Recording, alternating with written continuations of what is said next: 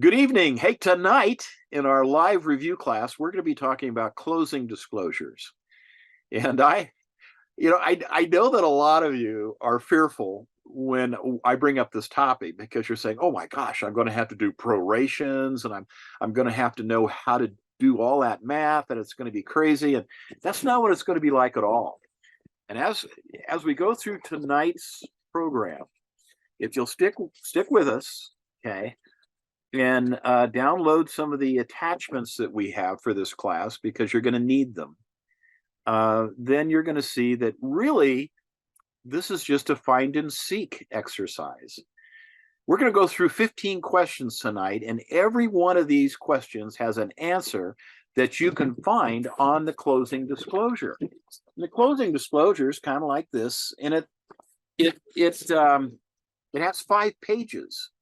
So the real challenge, really, on this is that this is a timed exam, okay? And you have an answer sheet. They gave you a crib sheet that has the answer to every one of the questions in this closing disclosure section of the Utah Law Test.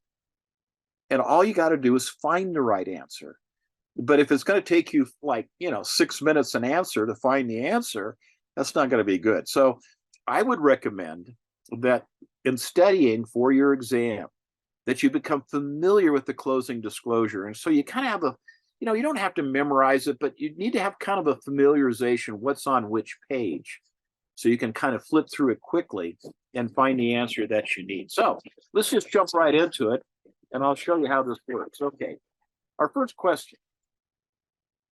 And what it says is, what is the interest rate of the mortgage loan that the buyer is assuming? And this particular closing is an assumption where a buyer's buying a house and he's buying out the equity of the owner, and then he's going to take over or assume, either officially or unofficially, probably be officially, assume the mortgage loan. And the advantage to that is primarily interest rates today are 7%. And you can assume an existing loan, and often that interest is locked in. The interest rate that the original borrower had, as you can see from the examples here on the answers, 3.88 or 3.5 or 4 and change or 4.5.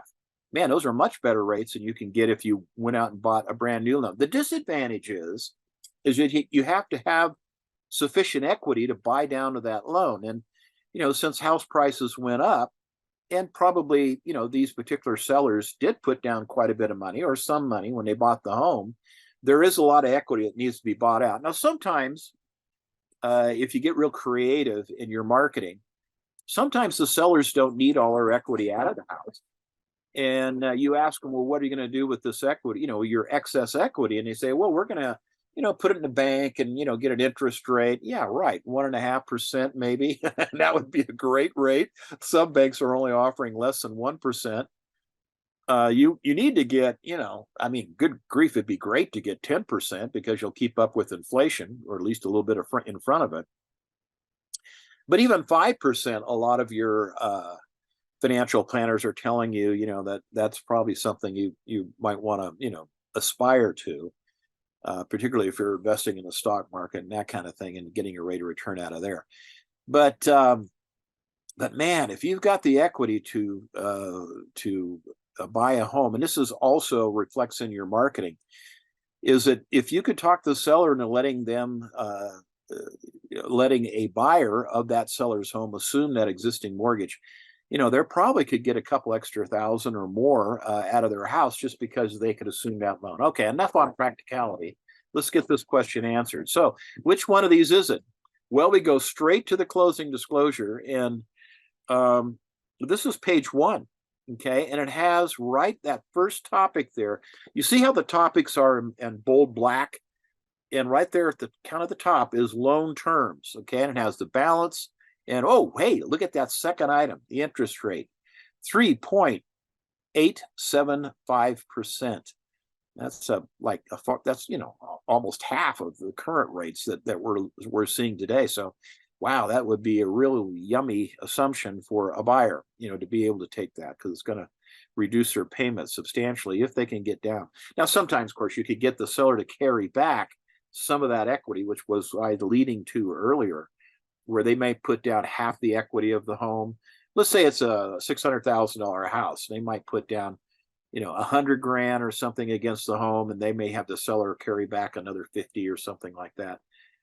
But all kinds of ways to put these together. But a very simple question. They want to know what the interest rate is on the existing loan that the buyer is assuming. And you look here, and it's 3.875, and then you look at your answers, and of course it's going to be answer what?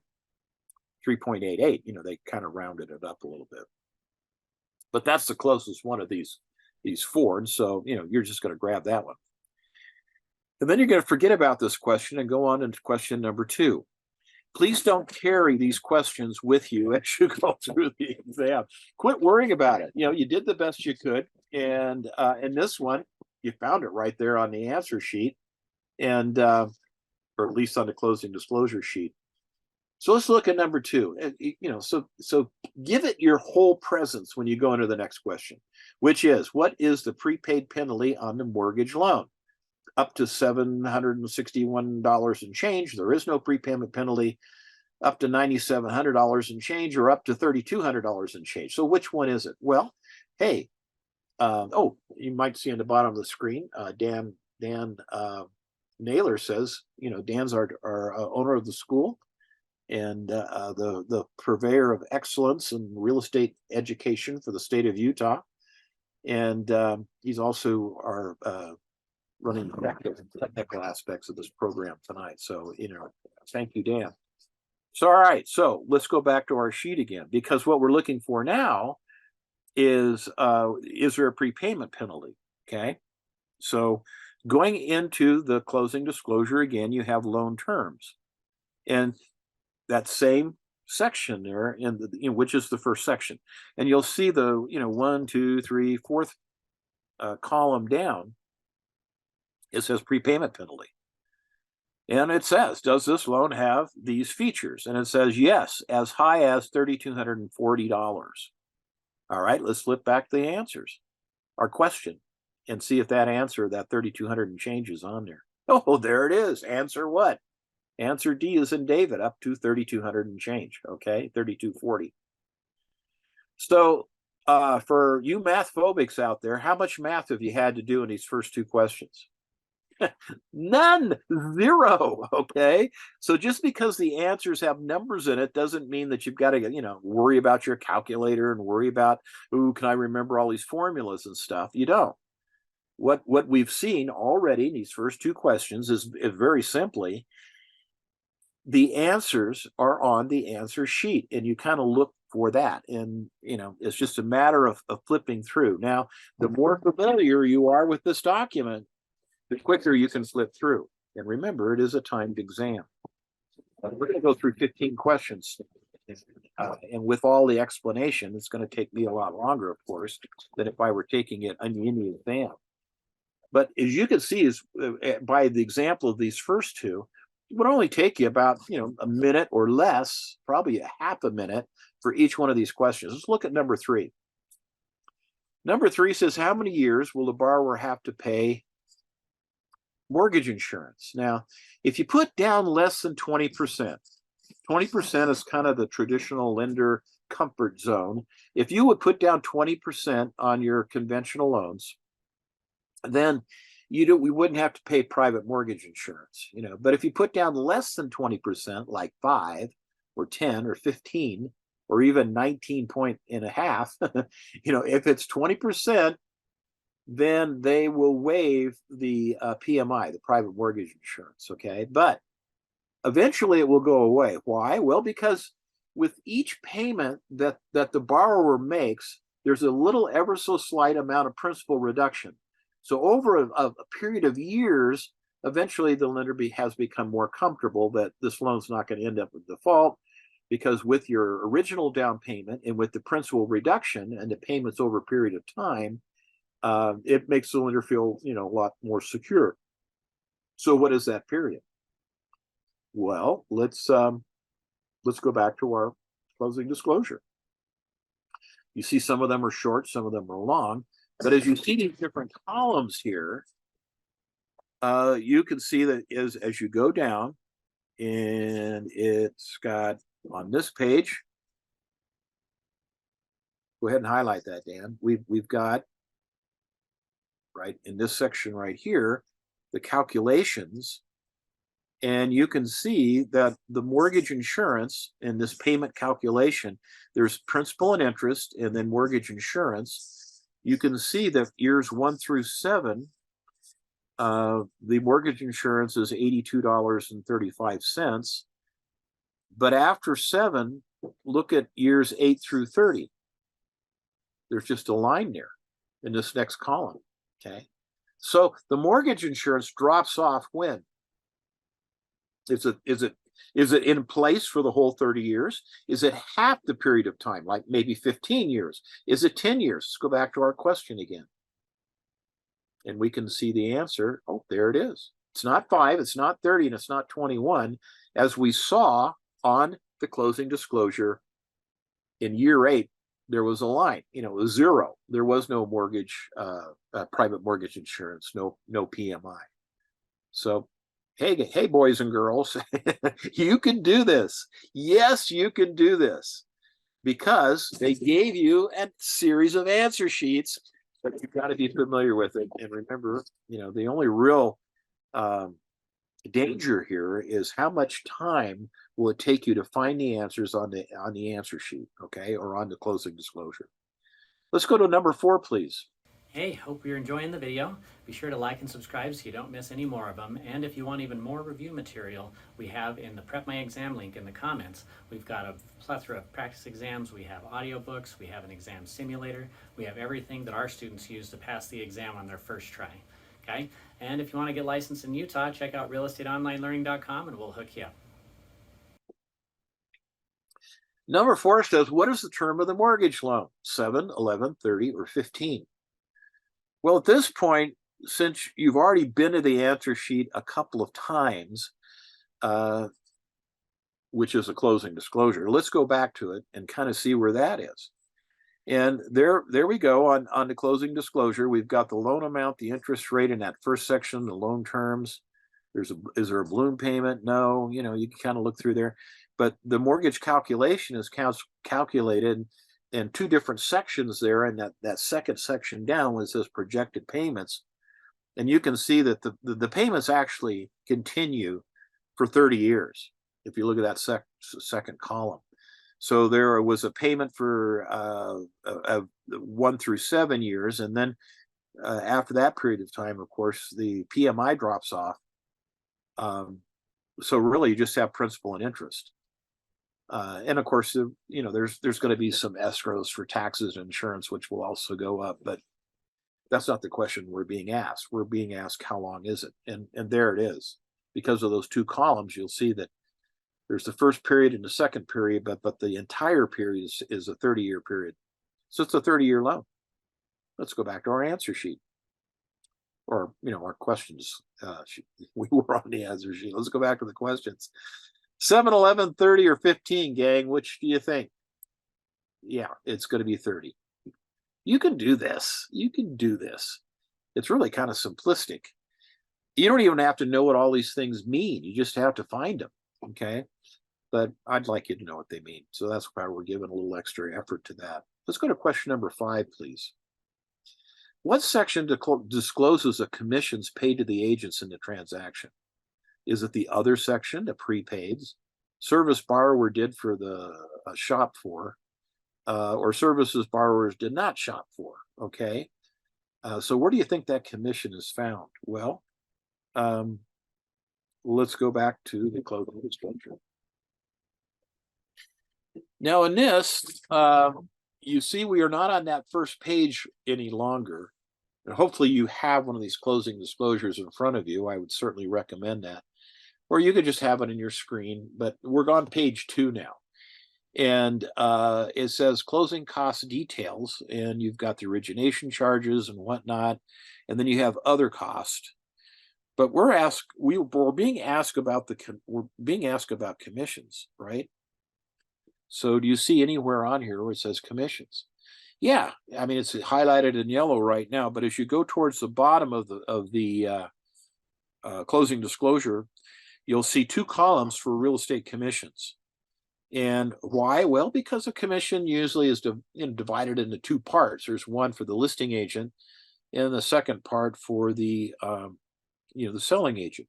Now, in this particular transaction, you see that the amounts that are being paid on commission is the same.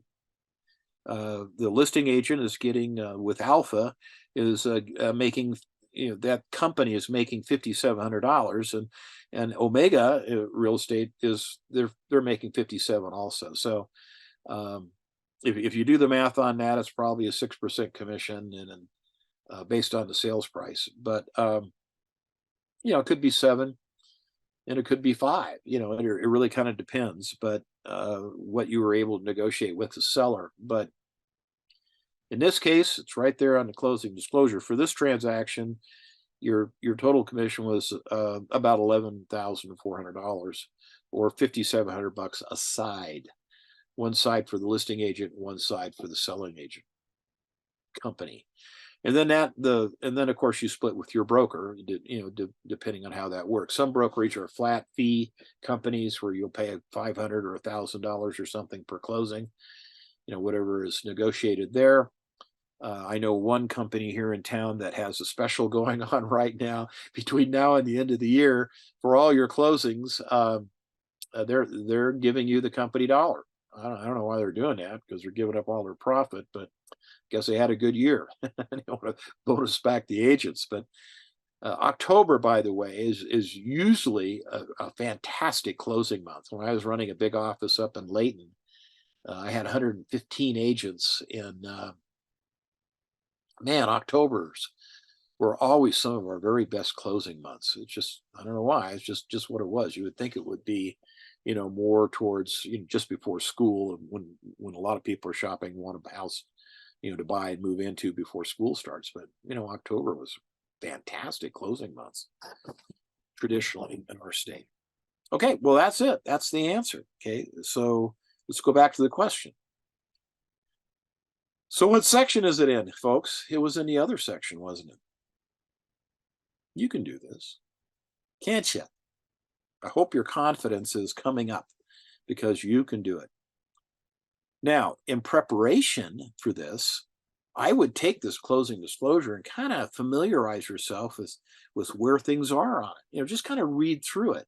You're not going to memorize it, but you will remember some of it, particularly as you go through this exercise and the 15 questions, because some of these bear a striking resemblance to what you're going to be wanting to know. Yeah. Okay, let's go to number 6, please. That's what makes our school great. If the buyer wanted to know how much the actual loan origination fee, she's being charged is, what section would she look in? Services the borrower, B, or C, services the borrower did not shop for or did shop for, or origination charges, or total loan charges. Okay. Well, here's a big hint. You see up there in the stem of the question, it says, how much was the actual loan origination fee? And, one of those questions has kind of a big hint there. But let's go back to our closing disclosure and see if we can find it. Now, up at the top section in black, highlighted with white print in it, it says loan cost, and right there, A, or origination charges. So they want to know what the loan origination fee. Now, this is a profit to the lender. This is how they stay in business and make their money, and then they have other charges as well that they charge. But the loan origination fee was $1,802. The loan origination fee is usually based on how much the loan was, and sometimes it's 0.75%. 1% is not uncommon. If it's a very low loan, like $100,000 or something, it might even be as high as 2%. FHA and government type loans, like FHA, have restrictions on how high a loan origination fee can be, and usually they cap out at 2%, but 1% is quite common. So we might assume they're getting about a $180,000 loan, but it all depends on what percentage it was that they charged. And You know, they don't give us a percentage, you just give us an amount of money, 1802. Okay, all right, cool. Let's go to the next question, please. Okay, because this answer was A, origination charges. We pulled that right off the our closing disclosure. Let's go to number 7. According to the closing disclosure example, who paid the transfer tax? The transfer tax. Now, many states, particularly California, which will try to always figure out any kind of tax they can come up with. Whoops, sorry to slam California, but we don't have a transfer tax in Utah. But a transfer tax is just because you sold your house, the government kind of wants like a sales tax. Well, we're not going to call it a sales tax. It's a transfer tax, okay? So we want to know who's going to pay this. Is it the buyer, the lender, the agents, who struck that now, or the seller? You know, who's going to pay it? Usually it's paid for. Obviously, we don't want the agent to pay it, and the lender doesn't want to pay it. It's probably going to be the buyer or the seller. But let's go see. Let's go see. Sometimes maybe you negotiated a great deal with the lender. But this would be under which section here on the second page? Well, it could be under other costs. Let me see, prepaid, or it could be under loan cost, right? Maybe. Let's kind of see where it is. Let's kind of glance down here, and Dan's going to help us out because he's going to hit the highlight button. But under other costs, you'll see right up there at the top, right there, taxes and other government fees. Remember, I gave you a hint when I said the transfer tax was really a government, almost like sales tax, okay? But anyway, we have this to any state, but how much is it? About $950. Wow, think about that. How can we raise more revenue so we can, build more things we want to do, or make more parks, or, increase the wages of state employees, and keep up with inflation? How are we going to run our government? Well, let's throw in a transfer tax, because if there are hundreds of thousands of closings in a state over a period of a year, or more or less, whatever, how big the state is and what's going on, but there's plenty of them, believe me, then wow, if we can make an extra almost $1,000 in every one of those closings. And usually a transfer tax is based on the cost of the home. So anyway, in this case, it's $950. Let's go back to the question now and see where that fits in. Who really paid it? Who paid it? Well, let's flip back again and take another look. We see where the 950 was. Which column is that in? See, the columns run up and down the page. In this first column are borrower paid, but this second column, which has very little in it, is seller paid. Now think about it. Who's getting the loan? Who's getting this new loan? Well, actually, it's an assumption. So most of the assumption costs, just as if it were a new loan, are on the borrower's expense, at the borrower's expense, because, they would have had all these expenses if they got a new loan, but they wanted that lower interest rate on that old loan. They wanted to assume that. And so they have, numerous expenses that are all detailed out here, but that's all in the borrower column. But this 950, which column is that in? It's in the seller paid column. So now let's flip back to the question, and we can give it, the answer it deserves, which is D, the seller. Well, I'm not going to say it again, but you can do this. Yeah, you can do this, guys. It's just finding it. And the more familiar you are with these closing disclosures, the quicker you'll be able to find it. But I do like the fact that each one of these, you have the columns that run, from the top to the bottom, but you also have, the different sections that run horizontally across the page as well. And but I like how they have these little black delimitors here that has exactly what is in that section. Because it's going to be very helpful to you, okay, as you go through this. I hope you're having fun. I am. I love closings because you get close to everyone realizing their dreams. The seller got out of the house that they didn't need anymore or want. The buyer got the house that they needed and wanted, and you got what you wanted too, which was a commission. Wow, this is everyone's happy. Sometimes, And by the way, this brings up a practical question that I get asked all the time. When you're talking about actually surviving in this business, is that each transaction you do, my friends, needs to get you another transaction. Now, there's two people, at this closing. One is the buyer, one is the seller. You could be representing both, but more often you'll just be probably representing one, like the buyer or the seller. I mean, it's better if you're representing both because you're going to get both sides of the commission. That both $5,700, that you'll split with your broker. But in this case, there are two companies, Alpha and Omega, and because one was representing the buyer, one was representing the seller, and that's fine. I mean, most of your deals will probably be co-op deals, but it's nice if you're the listing agent because you have a sign on the property. And sometimes people are driving around without an agent and they see the sign and they call you, and there's an opportunity there for you to have both sides of the commission. Now, both sides are better than two is better than one if you're talking about total commissions, okay? Because you'd rather have your agent split, on the $11,400 than you would on the $5,700, okay? But in this case, who's going to pay the transfer tax? Well, it's in the seller column, and that's why we picked D. Let's go to number 8. Oh, but I forgot to finish my comment on the practical side of things, and that is this. Many agents ask me time and time again, well, when can I ask for a referral? Because if each transaction is going to give me another transaction, it's probably going to come as a referral from the seller or the buyer. Now, if you're working with the seller, there's an excellent chance that you might be representing them on the purchase of their new home, I love it when those chain deals stack up, because you got the commission on the old house and the commission on the new house, okay? And, because the seller on this property, if they're not moving out of state or something and they're buying again locally, you probably, maybe had two commissions on this deal. I love chain deals.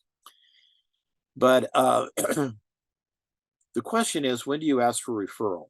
And a lot of agents have the mistaken idea that you only ask for a referral when the deal is all done. Well, guys, I'm telling you, you don't do that. You ask for referral anytime the buyer or the seller is happy. When they first put this property under contract, the buyer was elated. Oh, wow, we finally got one. This is so exciting. They're happy. That's when you ask for referral. Well, an agent say, well, I can't ask for referral. It hasn't closed yet. Foolish. Ask them for referral anytime they're happy. Heck, sometimes little things come up and they're not happy.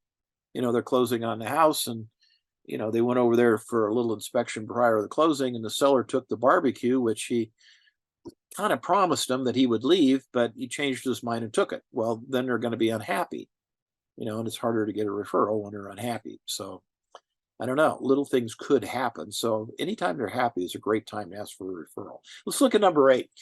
Will the credit report for the borrower be paid at closing or before closing? Now think about it. Would it be paid at before? Now here's a lender. He's trying to put together this loan, and he's pretty sure they're going to get it because he's done a pre-qual. He's pulled their credit, and but maybe the underwriter was having a bad hair day, and they disapproved the loan. They wouldn't approve it. Okay, they turned it down. Oh my gosh, Well, do you think the lender is going to want to get stuck for the some of the original loan costs, which, in this case, we're talking about the credit report? No, the lender's probably going to charge the borrower up front for the credit report. He's going to want to check, even, when they first apply. They're not going to wait. So generally, that's how it happens. They'll ask for a few $100s up front in order to get things rolling, because, quite frankly, if the borrower decides to stiff that lender and go with another lender because they promised them a slightly lower interest rate or something, or less fees, so he loses the deal, they don't want to eat the cost of that appraisal. So some things they want up front. Okay. So let's let's go to our second page now and kind of see, was it at closing, before closing, and or whatnot. So looking us over here in the second page, we've got services B, that the borrower did not shop for, or C, services the borrowers did shop for. Kind of look at the difference here. Ones that they did not shop for, because these are sometimes even the lenders don't choose these people. Sometimes they have no choice on who they ask for an appraisal.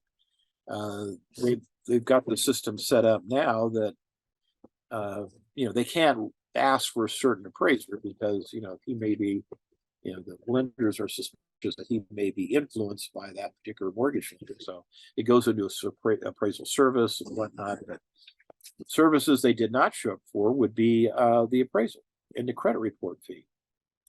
And that's on this first section B here. And so as we see on there, that second item, the credit report fee is what we're addressing. And it is in the column, but it's pushed to the far right. Now, if you look up at the top of the column, it says at closing or before closing. Well, so when was that appraisal, or I'm sorry, the credit report fee paid for?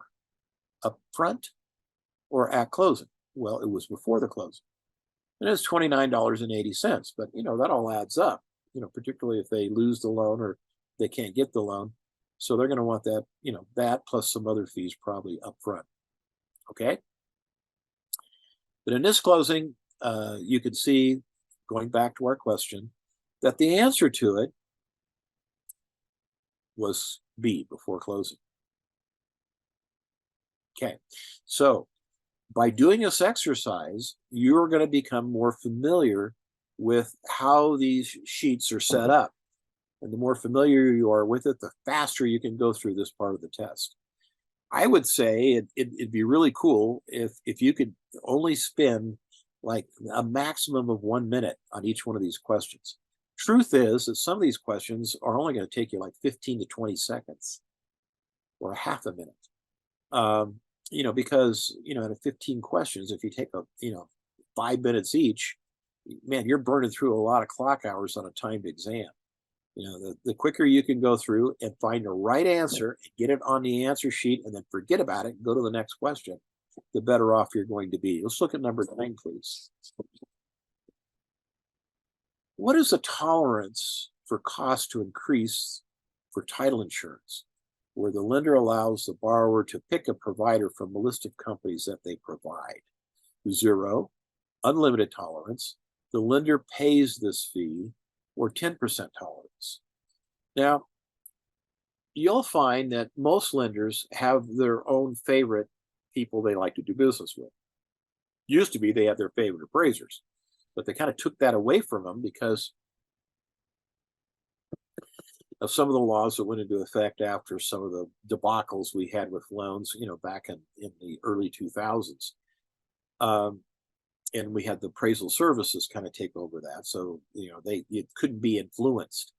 You can imagine that if a lender is using the same appraiser and he's getting like 90% of his income from that one lender, he's not going to want to tick him off. So, if the lender calls and says, hey, this appraisal is coming in like, $10,000 short, can't you just puff it up a little bit in order to make this deal work? That would be putting really, a great arm twist on that particular appraiser. And so in order to eliminate that, they use the intermediary appraisal referral service, but they also, they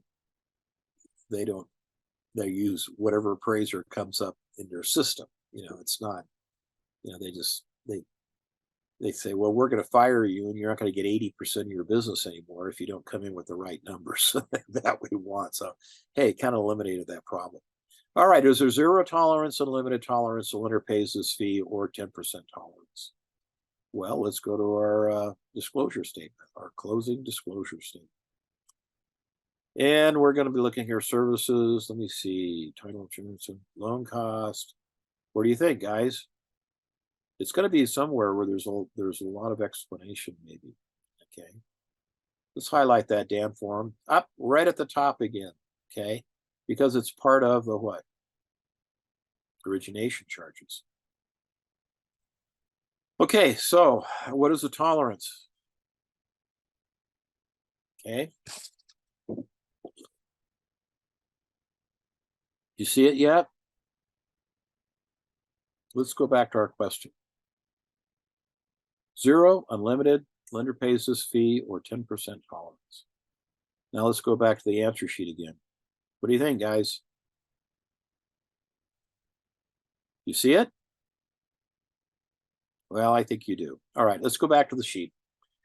And let's highlight it. Damn, drum roll, 10% tolerance. And that's kind of across the board. And that's really kind of a federal regulation.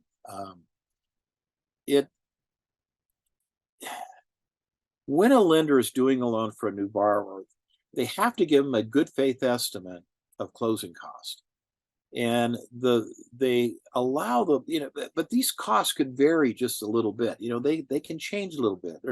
So the government had to come up with some sort of a tolerance percentage that, as long as your estimate of the good faith estimate of closing cost didn't exceed 10%, because what a lender might be tempted to do is to quote fees for their loans that are surprisingly low. And then but when they actually come to the closing, they're like 25% higher than what they were quoted. Well, we picked you because, you had such great fees. And now we see that, it's kind of a bait and switch. So that's what the 10% tolerance is all about. When they give that good faith estimate of closing costs, it better be under, and then you have the actual closing. There better not be, a wider margin there than 10%, or, the lender could be in trouble. Okay.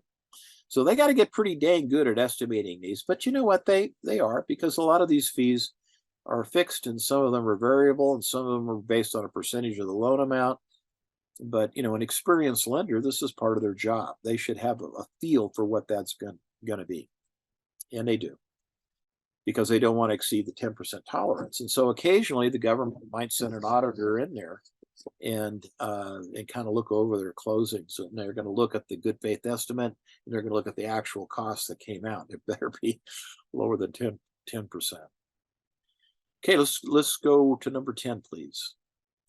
What is the total amount that the borrower owes at closing according to the closing disclosure example? Now, when we're talking about the total amount that the borrower owes at closing, we're going to be looking at a pretty good figure here. And you can see from our answers, you've got a low of 9,600 and change and a high of about $190,000 almost. So that's going to be not a line item as much as it's going to be more of a bottom line number, isn't it? Because to get to these higher numbers, like in answer B or C, it's got to be a total of something, or it might be the other two. So what we're asking is, what is the total amount the borrower owes at closing? The total amount. All right, so let's go back to our closing disclosure and see where we might find this. Now, looking at the closing disclosure, you've got at the very bottom, it says total closing cost. Okay. And so, do any of those figures look familiar to you? In that first section there, you've got, other cost, $5,000 and change. In total closing cost, borrower paid $97.12. Now let's jump back to our question again. And we have numbers here. And as you see, there was part of that fee that was paid in advance of that $97.12. The $29.80, which we've already looked at, remember? That $29.80 was the credit report fee. And now it's part of the total cost, but they wanted that up front when they applied for the loan. So that's already been paid. So we got to deduct that from the $97.12, and that gives us answer D, $96.82 and 30 cents. Okay. No, they wanted the total cost. Okay. Because if you go, show that on the sheet now, Dan. Go back. Where is that on my sheet? Ah, there it is. Okay. So that's their down payment, the whole shebang, isn't it?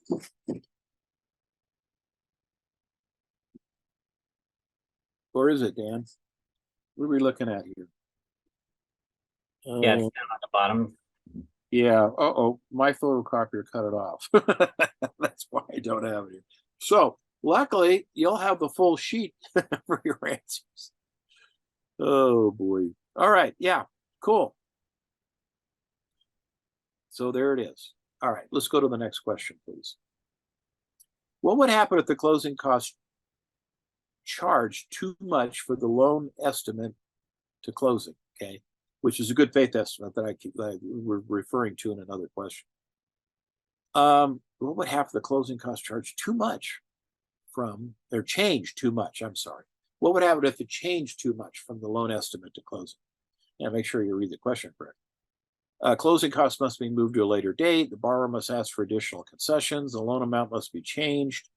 The lender must refund all funds that were charged above the allowed limits. What was the allowed limits on change? Okay. What were the good faith estimate? 10% allowed. 10%, yeah. Okay, so which of these moved, additional concessions, change to compensate, lender must refund all funds above the normal limit? Oh boy. Well, I can tell you up front, this is very distasteful for lenders. So let's go back to our settlement sheet. And I'm not sure where you'd find this. Dan, highlight that. Ah, up the top here. Yeah, all right. So what we're looking at here is 4,600 total cost, borrower paid, subtotals. Well, we don't have the other sheet to compare it to, though, do we? Man, I got to get this expanded. That's where you'd find it. You'd find it right in there. Now let's go back to our question again. How are we going to move the closing? Are we going to ask for additional concessions? Probably not those two, guys. The loan amount must be changed? No. Hey, look at D. Let's highlight the right answer. Yeah. This is why lenders get so dang good at estimating all these costs. Because if they are wrong, they must refund all funds that were charged above the allowed limits. So they're going to get really accurate on coming up with these fees. Now, what was the margin of error, so to speak, or what was the margin of forgiveness for the lender? It was at 10%. So the lender must refund all funds that were charged above the allowed limits. Interesting. So they get real careful on that. So, and it's the truth in lending law, the federal truth in lending law, that put that into effect. But you don't need to know that for this particular exercise. But when that came out initially, there was a lot of pushback from lenders nationwide. But then, Congress passed the law, and they passed the law so as to protect the consumer, because there was a period of time there when we had, particularly back in 06 era, 2006, and where you had what was called predatory lenders. And the predatory lenders pulled all kinds of shenanigans in order to increase their bottom line. And one of their favorite tricks was they would come in with all these estimates, but when you closed, they deliberately estimated low. And so you went ahead with that lender, but when you went in for the closing, I mean, your closing costs were supposed to be in $8,000 or $9,000 area, and they ended up being 12 or 15 or 20 in some cases. I mean, it was ridiculous what some of these predatory lenders were doing. So Congress came out with all these safeguards in truth in lending, and so that stopped that. We're on number 12. Number 12 says, on which lines of the closing disclosure would you most likely find unpaid taxes by the seller that are being credited to the buyer? Now, it's not unusual to find unpaid taxes because property taxes are paid in arrears. Now, as we do this particular class, as we record it, we're at the very end of September. So, have the property taxes for this particular year that we're in, have they been paid yet? Or are they paid at the end of the year? Well, in our state, they're paid at the end of the year. Well, wait a minute. If the buyer is buying the house now, then why should he have, at the end of the year, it's going to be his house or her house or their house. So why would we make them pay the seller's portion of the taxes? We don't. What we do is a tax proration. Now it's based on estimates. Now in our state, usually the tax notices, if there's going to be a change, would probably come out in August, which and which is great because we're as we do this class, we're in the last part of September, and the only caveat we have is if you're estimating these prorated taxes, like if you were in April or May, we don't know if there's going to be an addition to the assessment on this particular house because the assessor's office, they work all year long, and there are times when they're sweeping through an area in our state. This is done at the county level, and so they don't have unlimited personnel. So sometimes the county assessor's department does recalculation on property taxes or assessed valuation. It's the government that comes up with the tax rate, but the assessor department comes up with what they think that tax rate will be applied to, which of course would give you your bottom line taxes. So the assessor in our state usually has divided their county or their area into like 4 parts, in the larger counties. Some of the smaller counties or their less populated counties, they're able to go through a little quicker. But in Salt Lake, obviously Utah County, Salt Lake County, Weber County, these types of counties where we're highly populated. There's thousands, if not tens of, well, it's probably hundreds of thousands of properties if you add them all up, that they have to make sure the assessment's correct. So they kind of sweep through the county, in 25% sections, which is more than you need to know. What you need to know is that we're not going to pay the taxes until the end of the year. And sometimes we don't even know what they're going to be exactly until after August, because they're going to come out with new assessments, usually in the month of August or so. So we have our tax notices sent out. As we close this last quarter of the year, we can come up with a very accurate statement of what's fair to the buyer, fair to the seller. Okay. Earlier in the year, we have to make an intelligent estimate, and and if there's other issues that might come up, is it a brand new property? Is it going to be taxed as a lot, or is it going to be taxed as a completed property? And so some of these things have to be looked at and worked out. But luckily, you're not doing a lot of that. It's the title company that kind of works through that. But you're going to definitely want to know about it. So getting back to our questions, on which lines of the disclosure document, the closing disclosure document, would you most likely find unpaid taxes by the seller that are being credited to the buyer? So what we're going to do is we're going to credit the buyer. We're going to charge the seller. We're going to debit the seller and take money away from them from the taxes that they have not paid. And we're going to give it to the buyer because the buyer is going to pay those taxes at the end of the year. Now, that's normally how it happens.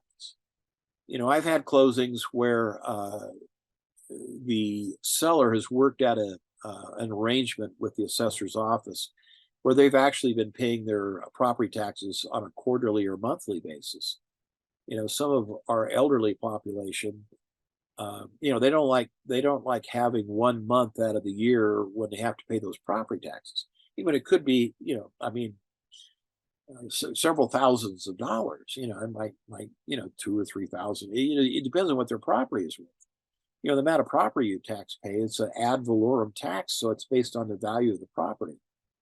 I looked at a beautiful 200. I was telling Dan earlier before we began class that I saw the most beautiful home I've seen in a long time up in the Federal Heights area. One of my realtor friends invited me up to see his new listing. 2.8 million, gorgeous home.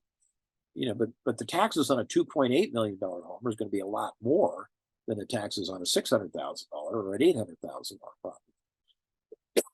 So we expect that because it's ad valorem according to the value of the house.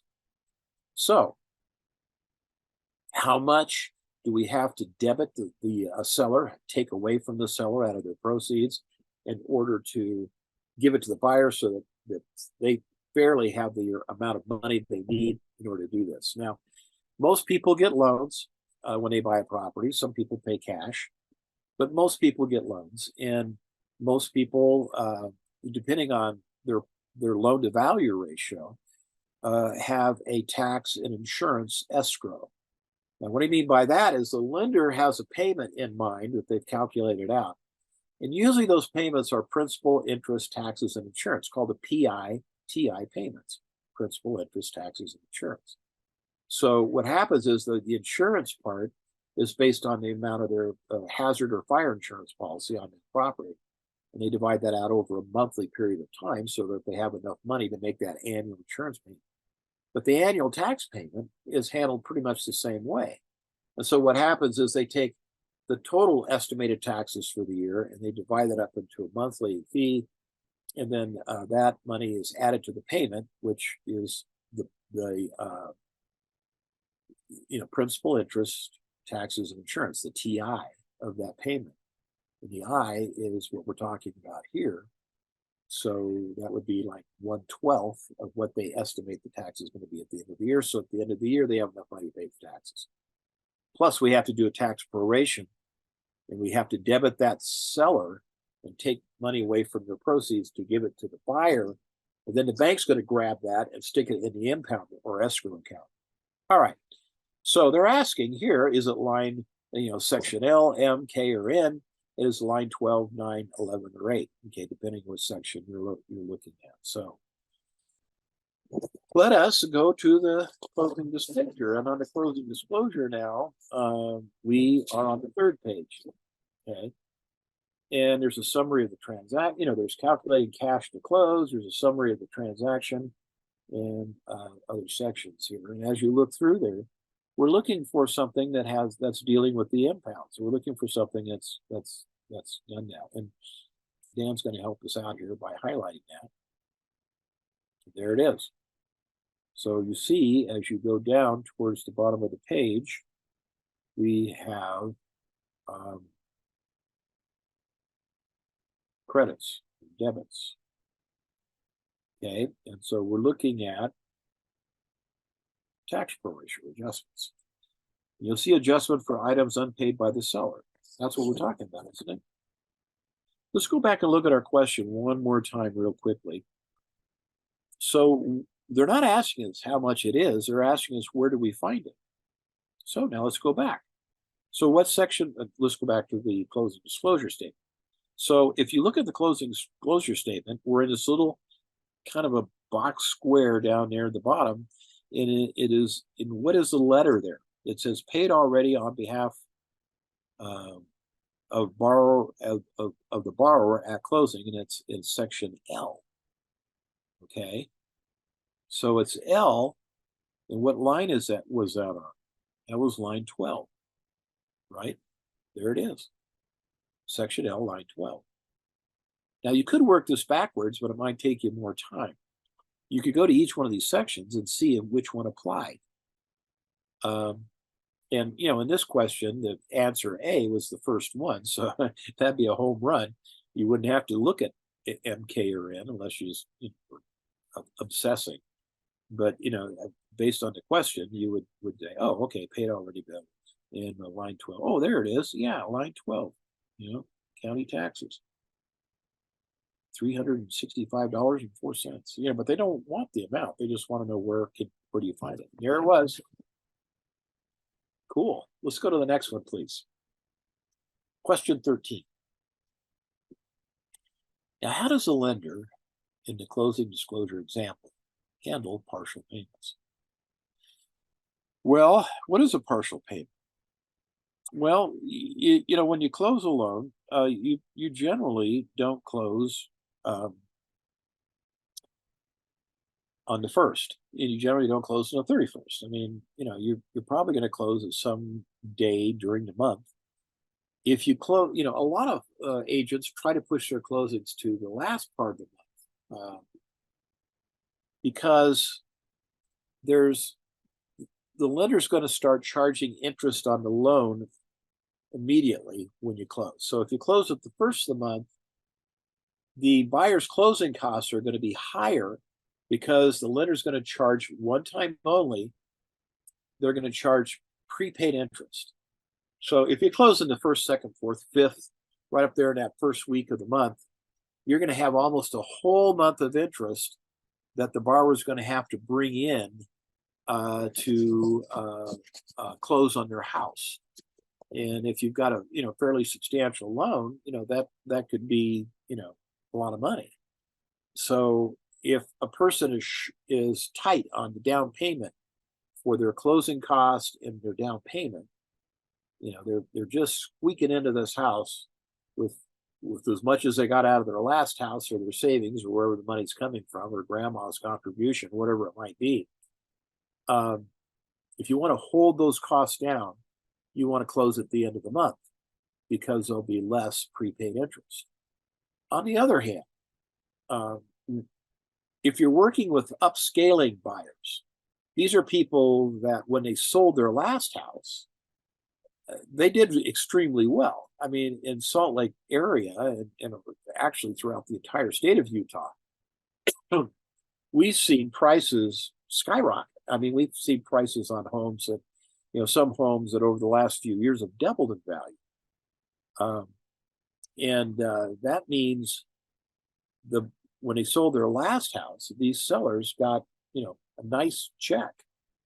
And so, with a lot of money. And so for people that actually have a lot of money, I try to close them at the first of the month. Now, and some agents say, oh no, I try to close all my deals at the end of the month. Well, okay, I understand.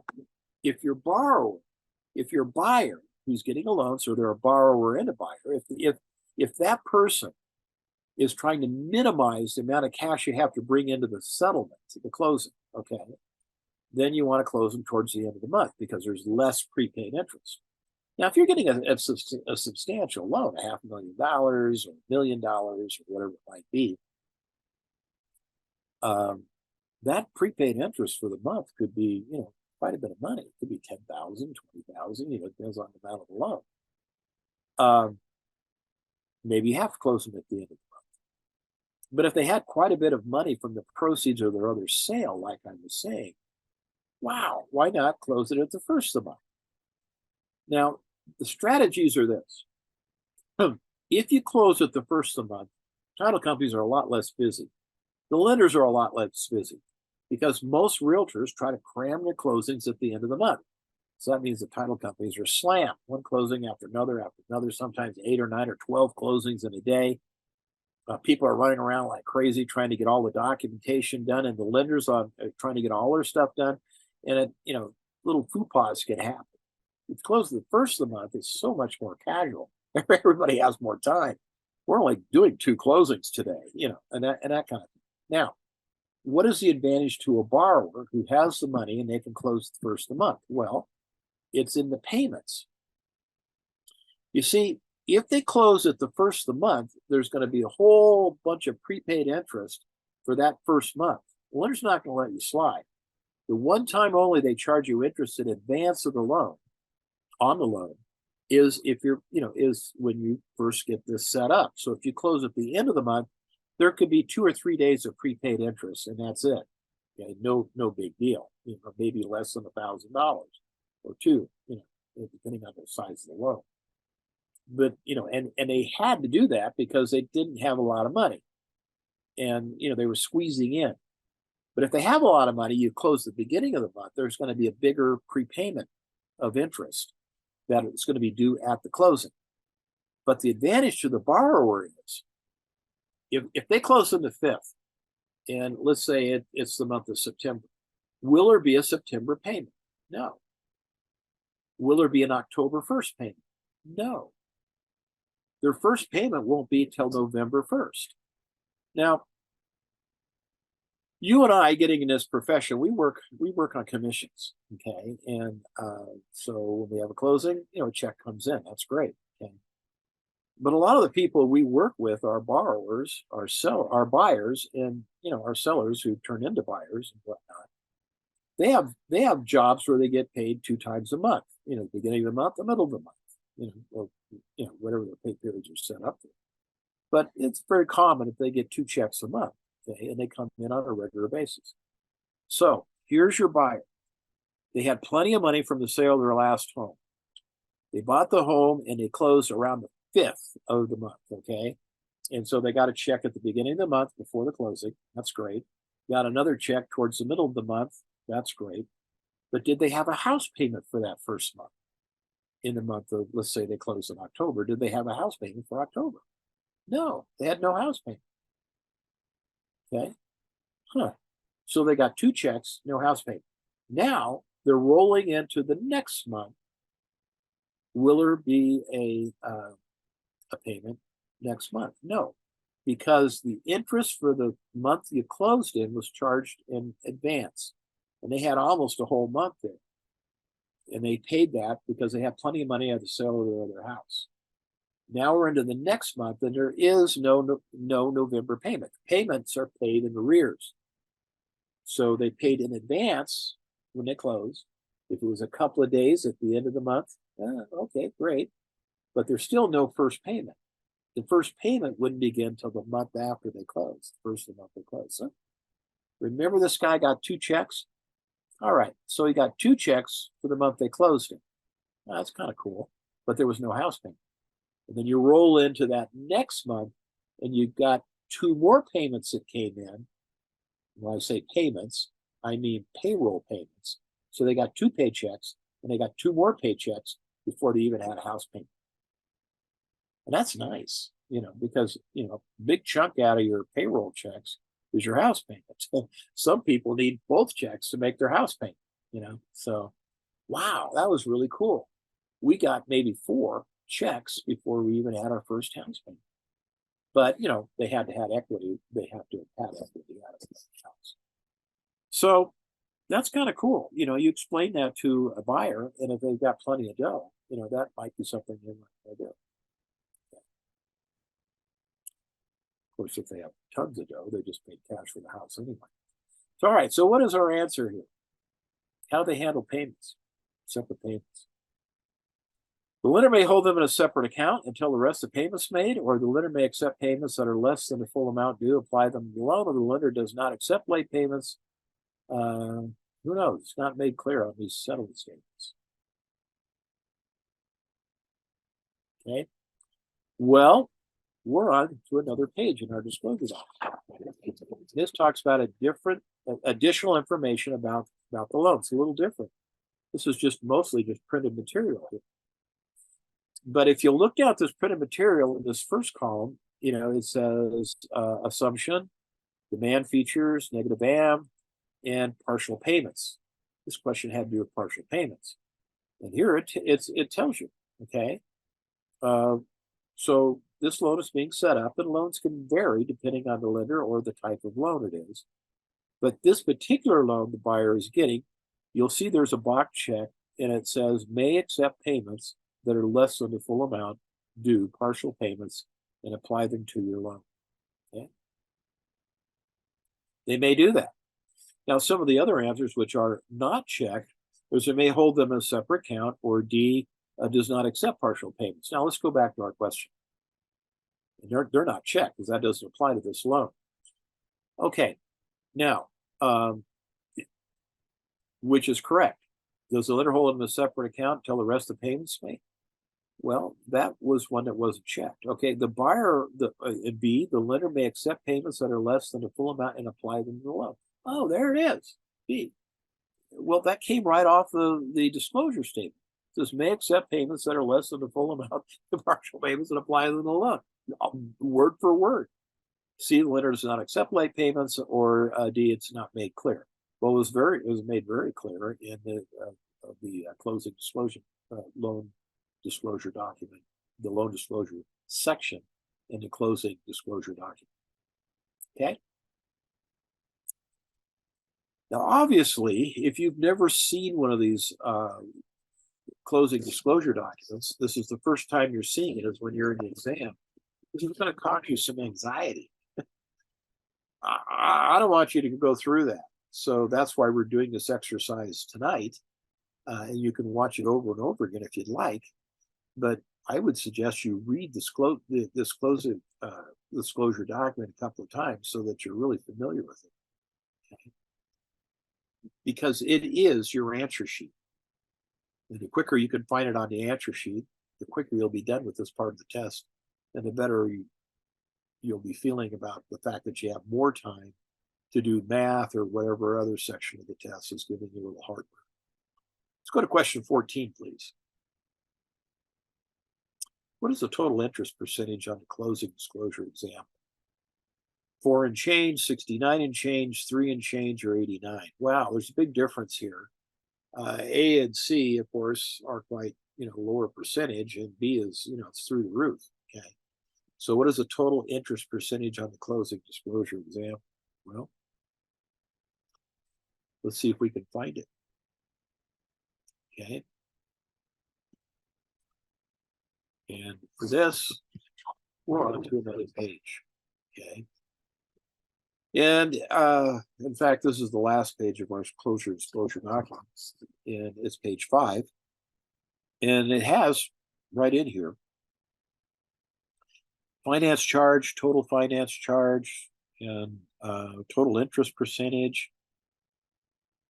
And that's the one we're looking for, the total interest percentage. That's the total amount of interest that you will pay over the loan term as a percentage of your loan amount. And that is 69.46. Okay. So if you add up all the payments over the loan amount, almost 70% of that total payment that you're pay over a 30-year life of the loan, well, it's going to be 69% of that money. Okay. Now that might give you a moment of pause. How do we get out of that? Well, make serious money and pay cash. That's one way. Another way is you could do a shorter term on your loan. It's amazing what a 15-year loan will do in paying off the loan over a 30-year loan. The disadvantage of that is your house payments are going to be, a little bit higher. And for some people, they can easily afford it, and other people, there's no way they can afford it. It depends on where they're buying based on their income. I mean, if they're buying a house that their comfort level is right here, maybe they ought to look at a 15-year loan because it's going to save them a ton of money. In fact, years ago, my dad bought a house. Dad and mom bought a house in Loveland, Colorado. And we talked about this quite a bit, because the question came up, well, son, should we get a 30-year loan or a 15-year loan? And we talked about the advantages, and I thought they were going to go with the 15-year loan. Well, at the last minute, they decided not to because they didn't want that higher house payment. And I don't know why it happened this way, but almost to the day, 15 years later, they were selling the house. Now, real estate generally goes up, and there's generally not a problem here. But this was a period of time where we were going through a horrible recession. In fact, I had just started in the real estate business, and what people said was the worst possible time to get into real estate. But I didn't believe them. I got into it and made Rookie of the Year and made tons of money, and everything was great. Because I would work hard, and you could do the same thing. It doesn't matter what the market you get into. The worse the market is, the more people need you. you get the house sold and to be an effective realtor and get them the house and get them the loan and everything else. If they're on the buyer side or getting it sold on the seller side. But the interesting thing was that little house in Loveland that they bought because of the recession, they sold it for the same amount of money, just almost within thousands of dollars that they paid for it 15 years earlier. Because the market was high. And then when they sold it, the market had not progressed at all. It was low. Doesn't happen that often, but if you got to move, you got to move. He had a job transfer. He was a federal employee, and they wanted him in a different state, so they sent him there. And they had some softening. They helped him out a little bit on that, but still. Now, that's when I found out, or they found out, the advantages of a 15-year loan. Had they gone with a 15-year loan and stuck it out, that house would have been paid off. And even though it hadn't gone up in value, they would have had a big check. It's kind of like forced savings. But they didn't. They went with a 30-year loan. And so how much of the principal amount was paid off over 30 years? Almost indistinguishable. The loan hadn't really come down that much. And of course, the property hadn't gone up in value, so they walked out of that house with not a lot of money. Of course, they had a down payment that they needed for the next house and whatnot. But that wasn't a problem for them because by that time they were quite wealthy. They got their money the old-fashioned way. They inherited it. Yeah. Okay. Well, anyway, so that was nice for them, but still, let's look at number 15, please. What is the total finance charge for the loan in the closing disclosure documents? Now, the total finance charge is the amount of interest you're going to pay over the life of the loan. Is it 20 or 285,000, 165.14, or 118? Well, it's not going to be that lower number. It's going to be something higher, isn't it? So let's kind of look at our last page here, and let's find the area where it's, you've got contact information. It's not there. It's under loan calculations up there, isn't it? And there it is, finance charge, the dollar amount that the loan will cost you. And it's not that $200,000 figure. That's the total number of payments. But there was some principal reduction in that and whatnot. I mean, you had to pay back the principal amount of the loan. But the finance charge, the interest part of it was 18,000, almost 119,000, 118. Okay, and let's go back to our answer sheet. And there it is, answer D, 118, 830, 27. Okay. Okay. Now, what did we learn tonight? Well, first of all, you don't have to do any calculations on these sheets. It's already done for you. Well, that should give you a big, sigh of relief. You don't have to have a calculator. You're not going to have to figure all these things out. It's in these 5 pages. Secondly, if kind of are familiar with where these things are found on the sheet, it's going to be invaluable to you. But the only way you're going to do that is by working with them a little bit. So that's what you got to do. But the bottom line is you can do this. They're asking you questions that they're giving you the answers. You don't have to calculate them. You don't have to know them. You just have to find them. You can do this. In fact, if you work on this a little bit, this will be one of the more enjoyable parts of the exam because you're going to be able to definitively find the answers you need. And if you can, the only question is, can you do it in a timely manner? I think you can.